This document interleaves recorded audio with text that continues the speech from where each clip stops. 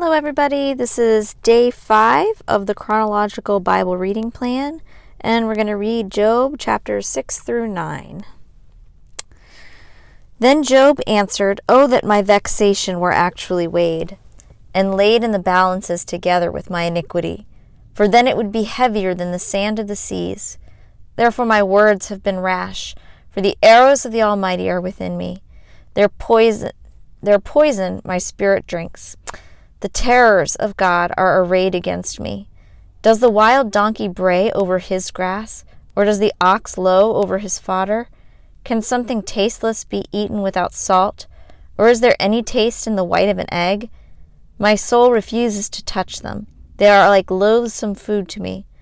Oh, that my request might come to pass, and that God would grant my longing. Would that God were willing to crush me, that he would loose his hand and cut me off. But it is still my consolation, and I rejoice in unsparing pain, that I have not denied the words of the Holy One.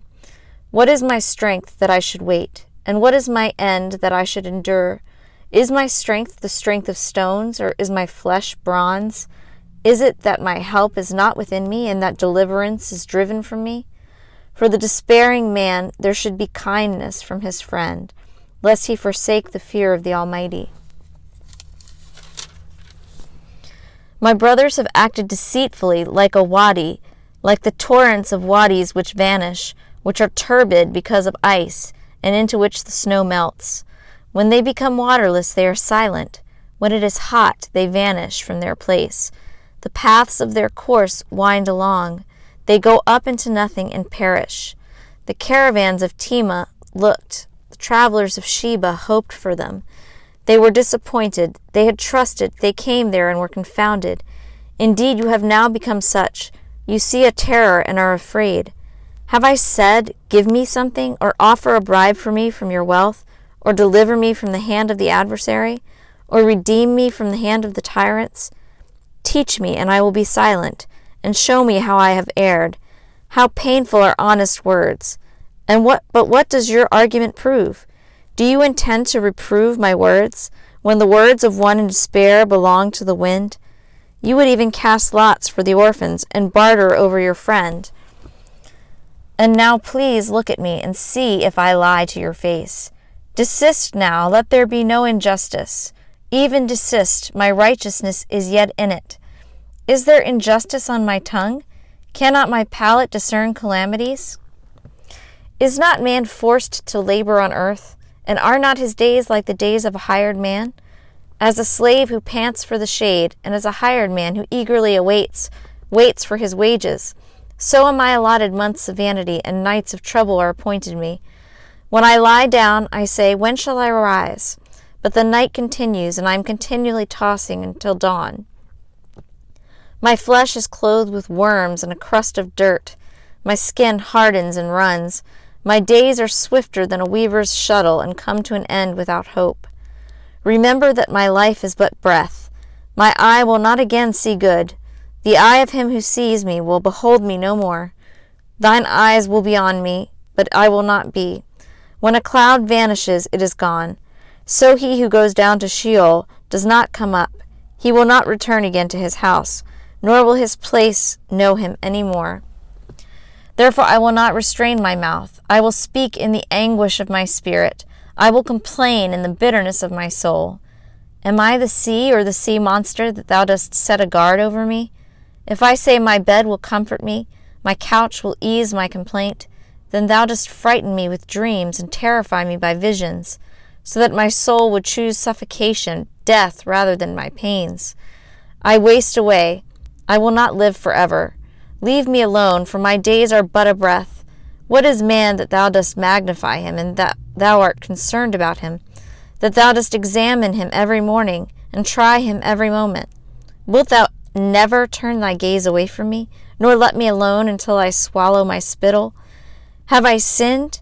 What have I done to thee, O watcher of men? Why hast thou set me as thy target, so that I am a burden to myself? Why then dost thou not pardon my transgression, and take away my iniquity? For now I will lie down in the dust, and thou wilt seek me, but I will not be. Then Bildad the Shuhite answered, "How long will you say these things, and the words of your mouth be a mighty wind? Does God pervert justice, or does the Almighty pervert what is right?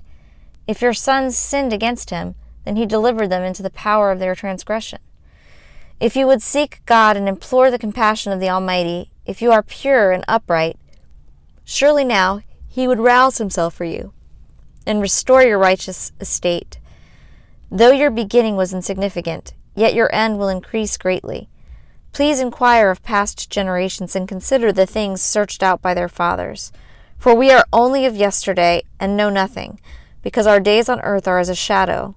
Will they not teach you and tell you and bring forth words from their minds? Can the papyrus grow up without marsh? Can the rushes grow without water?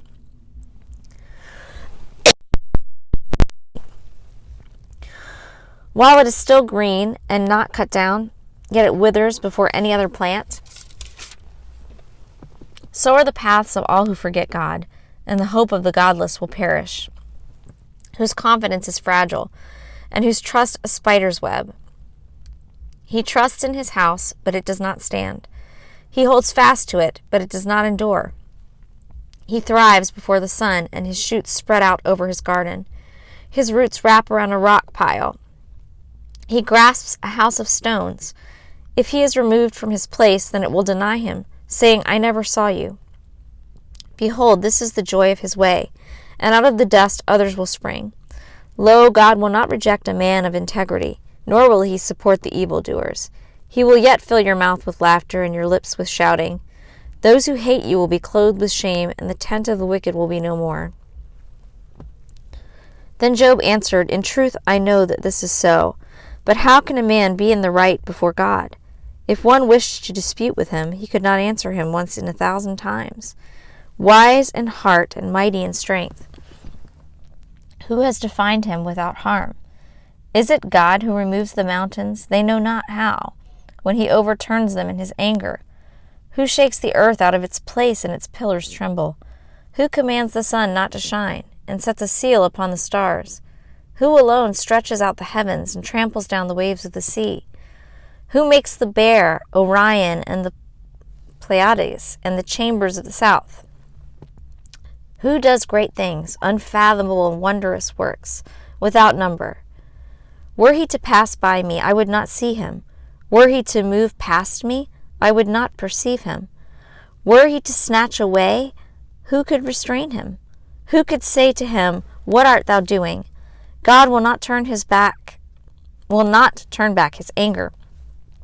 Beneath him crouch the helpers of Rahab. How then can I answer him, and choose my words before him? For though I were right, I could not answer. I would have to implore the mercy of my judge. If I called and he answered me, I could not believe that he was listening to my voice, for he bruises me with a tempest, and multiplies my wounds without cause. He will not allow me to get my breath, and saturates me with bitterness. If it is a matter of power, behold, he is the strong one. And if it is a matter of justice, who can summon him? Though I am righteous, my mouth will condemn me. Though I am guiltless, he will declare me guilty. I am guiltless. I do not take notice of myself. I despise my life. It is all one, therefore I say. He destroys the guiltless and the wicked. If the scourge kills suddenly, he mocks the despair of the innocent. The earth is given into the hand of the wicked. He covers the face of its judges. If it is not he, then who is it? Now my days are swifter than a runner. They flee away, they see no good. They slip like reed boats, like an eagle that swoops on its prey. Though I say, I will forget my complaint, I will leave off my sad countenance and be cheerful. I am afraid of all my pains. I know that thou wilt not acquit me. I am accounted wicked. Why then should I toil in vain? If I should wash myself with snow and cleanse my hands with lye, yet thou wouldst plunge me into the pit, and my clothes would abhor me. For he is not a man as I am, that I may answer him, that we may go to court together. There is no umpire between us, who may lay his hand upon us both. Let him remove his rod from me, and let not dread of him terrify me. Then I would speak, and not fear him. But I am not like that in myself.